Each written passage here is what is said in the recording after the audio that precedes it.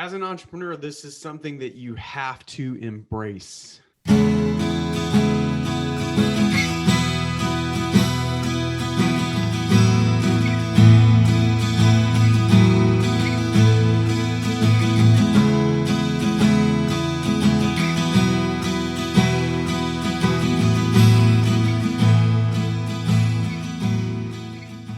Hi, guys. Thanks so much for joining me. Today, we're going to talk about something that you have to embrace as an entrepreneur. It's something you need to embrace in your professional life for sure, but also in your personal life.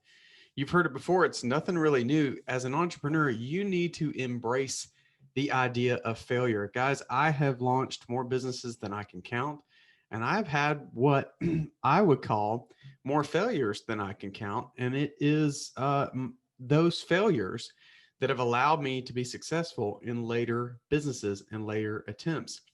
One of the things that happens with entrepreneurs is we get our own idea of what success of a venture will be. So, you know me, I'm a storyteller. In my very first startup, Go Grab Lunch, we had members in 45 countries. And I can remember the day that I decided to close that business. And the reason we closed it, just to let you know, was we had struggled to monetize it. We were growing, we were getting users, we were getting people paying us for the solution, but we weren't monetizing it enough to really be able to scale it. At that time, I was actually covering all the expenses out of my own discretionary income. And so we were growing. It felt amazing to have people in 45 different countries around the world that liked our solution and were wanting to use it and used it. But we weren't really monetizing it. We weren't making money off of it. We weren't even breaking even. So I was digging into my own pocket to cover the expenses. And I'll never forget when I decided to close it down. There's some other reasons, and I've actually wrote an entire book about it. You can find it on Amazon or on my website, Lessons of a Failed Startup, all the lessons I learned along the way. And I can remember the day I decided to close it, and it felt like such a failure to have accomplished some really cool things. Again, members in 45 countries. We had been having one of the largest social media platforms that still exists today, sniffing around, trying to learn what we were doing. We were having discussions with them. Some really cool stuff had happened, but to me, it still felt like a failure. And that happens to a lot of entrepreneurs. And the reason I think that happens is because we set these immensely high, very lofty goals for our venture and for what we're doing.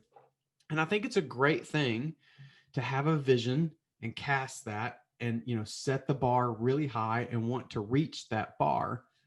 But I think also sometimes we set unrealistic expectations, and that sets us up to feel like a failure when in reality, what we did wasn't entirely a failure. Again, for me, it was a failure because we didn't grow to be the next latest and greatest thing.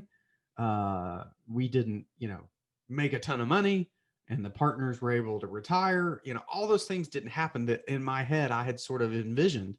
We didn't help as many people as we could have. We had lots of members that we helped make new connections, but we didn't help enough. And so there was all these things that I wanted us to accomplish that we didn't. And so to me, it felt like a failure. And I have a gentleman who I still know in the professional arena. He's actually works for a venture capital firm, call me and say, "Hey, great job." And I said, "What do you mean great job?" He said, "Well, I heard you closed it down. That's a hard decision to make, but you guys did some really great stuff. You should feel great about what you accomplished." And I had to really think long and hard about that. And, his last comment to me was, "You made it a lot further than most people ever make it in a new venture." And today, as I sit and I think about those things, I think that's entirely true. I think that it's cliche. You're going to have heard this message 1,000 times, and I don't care. I'm sharing it with you again today because you need it to set in. You're going to have failures as an entrepreneur. I don't remember the exact statistics, but what I've heard is that it takes most new entrepreneurs about their third or fourth venture before they have any level of success. Doesn't mean tons of success, just any level of success. And the reason is there are lessons you have to learn along the way in order to be able to not compete, but in order to be able to work at a high level. It's the exact reason with schooling that we move through grades. They don't throw us straight into college, or at least not most of us. You work through grades because these experiences in each grade build upon themselves and prepare you for the next grade, the next toughest venture, the next thing. And so that's what entrepreneurship is a lot like. Know that it's a journey. You're going to start out, you're going to have failures, and you should embrace them. It's okay if you get a little down about it, but you got to eventually move past that. And the biggest thing you should do is take the lessons from those failures and use them to fuel the growth of your next venture. I have done that multiple times. Each time I start a venture, it does better than the last one. And then that one does better than the last one, on and on. And not only do I do better, but I learn more about what I want out of my business. And that helps me avoid what I would consider failure. So again, I know it's a dated message. I know you've heard it 1,000 times. I want you to take this to heart. I'm sharing this again because I know there's somebody out there who is in the middle of their venture right now and it's not growing like they want it to. They're not making the money they want to. They're not getting the video views they want to. Whatever it is that is your personal goals or your definition of success, you're not getting that. And that's okay.